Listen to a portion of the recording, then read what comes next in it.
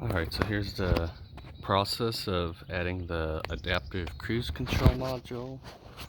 I know this ain't a very pretty look to it, but you have to drop the front bumper on it. You do have to kind of remove the active grille shutter. It's up to you.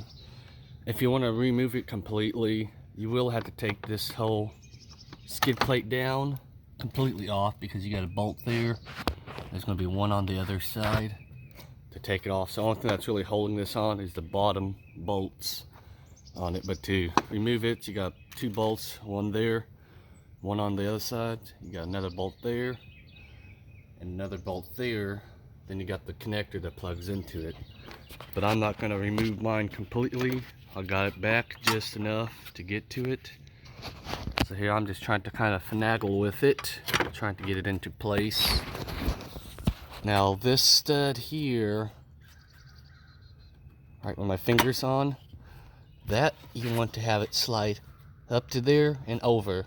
But before you do that, you will need to get some U-nuts, because you're going to put some bolts here and a bolt on the other end, right where the tip of my finger's at. So before I do that, I'll need to put some U-bolts into it. Alright, so I got those little U-bolts there. Now all I gotta do is lift this up. Now be mindful that you do have the long bracket all the way over there. I'm trying to figure out what that goes. I believe it will go,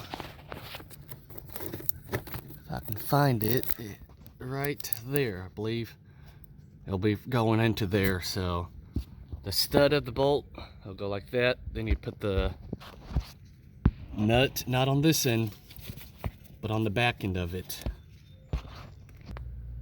So it should look something similar to this.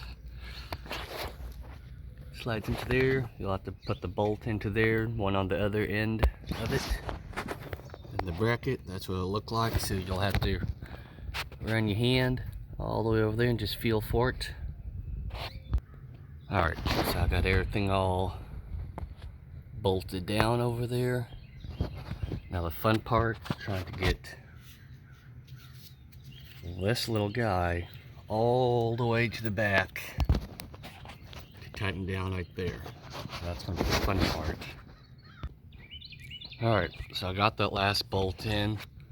That was a little bit trickier than I thought it would be. It's not just a simple reach your hand all the way back, because this wiring harness is right over this stud for it. So and I went to take the bottom plate down a bit so I can get the module in. Took off a bolt for the undercover. I just reached my hand through there. Had my right hand on the bottom, and I had my left hand over here, kind of helping guiding the bolt in just enough to get started. Then I took my 10mm wrench to it and just went that way. It took time, but you gotta have patience. So that's pretty much all to it. Now I get to wire it up. I'm gonna add the wiring loom to it. I'm gonna see, people's gonna ask, how did you wire it up? Well, I got a wiring diagram book, knew exactly which pins to add into it. Then apparently this connector here, this fella here, got my power, ground, and CAN lines that I need to tap into. So that's what I'm going to do. I'm going to try to make this a little bit prettier and splice it into these wires here. I'll have to figure out which one's the CAN lines, which one's the power and ground for it.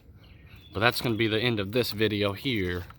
So that's just how I'm adding the blind spot module onto the car. Thanks for watching.